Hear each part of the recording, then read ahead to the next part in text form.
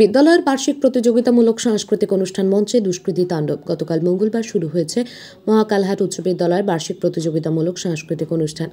আজ বুধবার দ্বিতীয় দিনের অনুষ্ঠান রয়েছে মঞ্চে, আর এরই মাঝে একটি দুঃখজনক ঘটনার সাক্ষী থাকল মহাকালহাটবাসী। জানা যায়, গতকাল রাতের অন্ধকারে কিছু দুষ্কৃতী অনুষ্ঠান মঞ্চের ব্যানার থেকে শুরু করে প্যান্ডেলের কাপড় সবকিছু ছিঁড়ে তছনছ করে দিয়ে যায়। স্থানীয় সূত্রে খবর, গতকাল অনুষ্ঠান দিনের বেলাতে কাজ শেষ হয়ে গেলেও রাত আনুমানিক 9টা অবধি প্যান্ডেল অক্ষতই ছিল। মহাকালহাট উচ্চ বিদ্যালয়ের স্থায়ী কমিটির সদস্য মুজাহিদ হোসেন বলেন, গতকাল শুরু হয়েছিল এই অনুষ্ঠান, আজকেও আছে দ্বিতীয় দিনের প্রতিযোগিতামূলক অনুষ্ঠান। কিন্তু গতকাল রাতে কেউ বা কাহারা অনুষ্ঠান মঞ্চে তাণ্ডব চালিয়ে ব্যানার থেকে শুরু করে প্যান্ডেলের কাপড় সব কিছু ছিঁড়ে দিয়ে গেছে।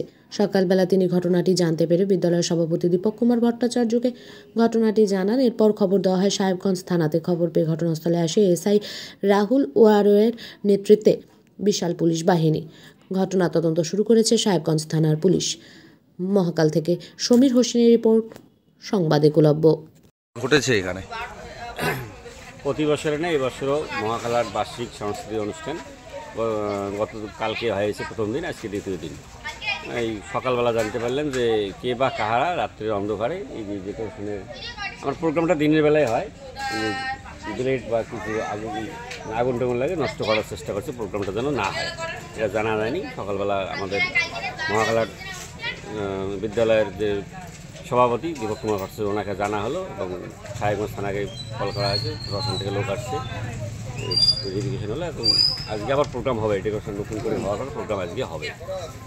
কারা করতে পারে বলে আশঙ্কা এখন মধ্যে জানা যায়নি, এখন প্রশাসনের লোক দেখলো এবং স্কুলের মাস্টারমশাই আসুক, আমরা স্থায়ী কমিটির সদস্য আছি, এলাকার লোক আছে, সবাই মিলে বসে একটা তদন্ত হবে। কে বা কাহারা করলে এখন তো বলা মুশকিল। আমাদেরও বাড়ি এখান থেকে 2 কিলোমিটার দূরে, আমি তো এখানে লোকাল না, আমি কীভাবে বলবো। আমি যদি এখানকার স্থায়ী কমিটির একজন সদস্য, আরও একজন স্থায়ী কমিটির সদস্য আছে পাশে। মোটামুটি আনুমানিক কটার দিকে হতে পারে এই ঘটনাটা?